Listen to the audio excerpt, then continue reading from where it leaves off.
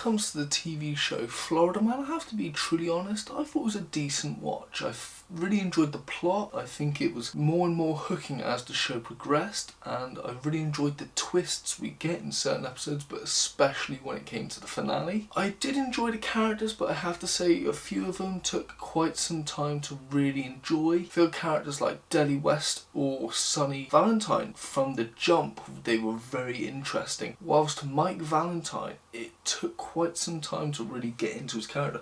For me personally, I was under the impression it was an American actor, so when I heard his voice and the Venezuelan accent, it really threw me off. But after the first episode, I really started to focus and enjoy his character. I think the humour of the show is quite decent. Whilst I wouldn't say it was overly hysterical, it had its moments, whether it be visuals or just the dialogue itself. It did make me giggle from time to time. There were a great amount of performances in this show, but my two favourite from each scene is from Mike Valentine, when he is sharing a very traumatic experience from his childhood to a group, somewhat as a cover, but it turns into a real moment when his dad gets involved and the two have this real emotional moment. I think it was probably one of the better scenes of the show. My second favourite performance of the show actually ties into the first one, as it's Mike's sister Patsy, who is tired of hearing lies from the family, them keeping secrets and not even allowing themselves to be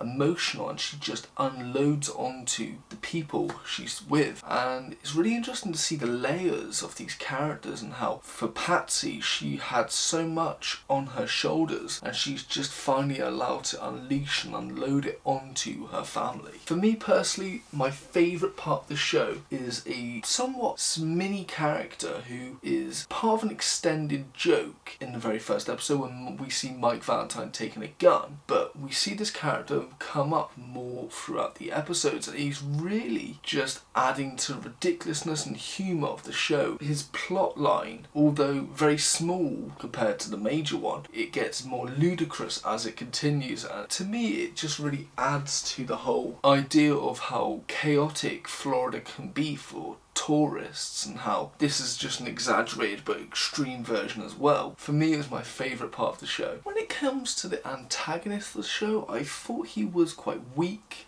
It wasn't very believable, but it's actually part of the story. As the show continues, you realise that he isn't this big gangster, but his dad was.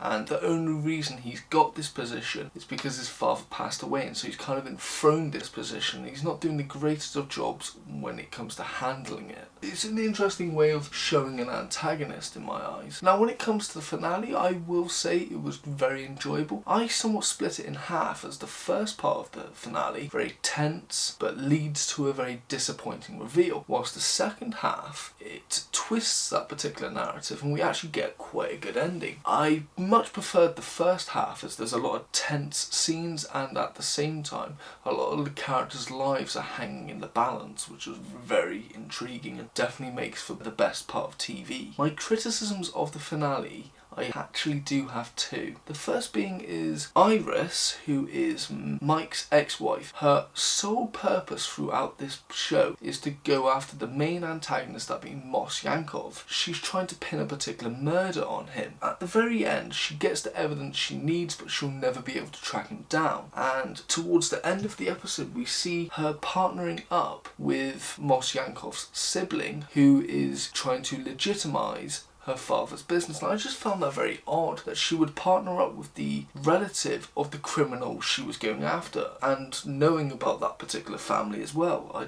don't know, I just found that very strange. And my second critique is towards Mike, as he decides to stay in Florida. I found that quite baffling, as throughout this entire show he hates the idea of going to Florida. He can't wait to leave the place. He wants to be out of this area as quick as possible. And so with all that in mind, I just find it so confusing he would continue to stay in Florida. And I can see it from one point of view, is that he has a sister there, and after what she said, he wants to stay there and have more time with her. That's completely understandable. But then the plot itself, I feel like they also tried to tie it in with, but it would make sense if he was out of Florida or in Florida. It wouldn't have touched the ending or damaged it in any point of view. But overall, I thought it was a really fun show. The plot, well started off small, definitely developed as the show went on.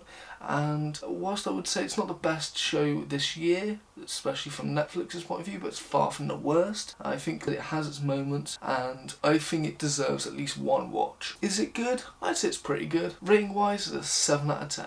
Now, I do have plenty of recommendations, as I saw a lot of similarities from this show and a bunch of others. Firstly, let's start off with Dexter. I only recommend it as because both shows are set in Florida. The second recommendation is Ray Donovan. I recommend that not only because of the humour and the violence, but also because of the father-son relationship we see in both shows. And Ray Donovan, he at times uses his family to get involved with crime.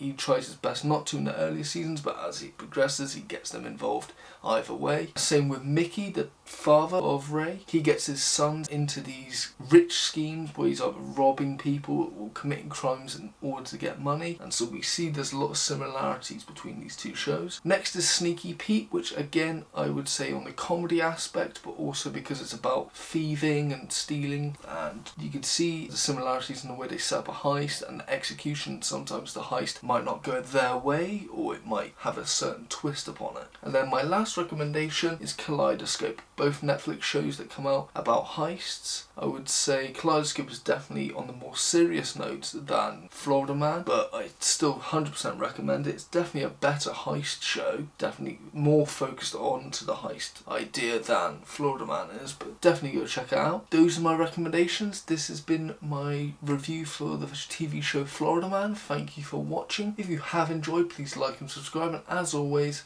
thank you and have a good day.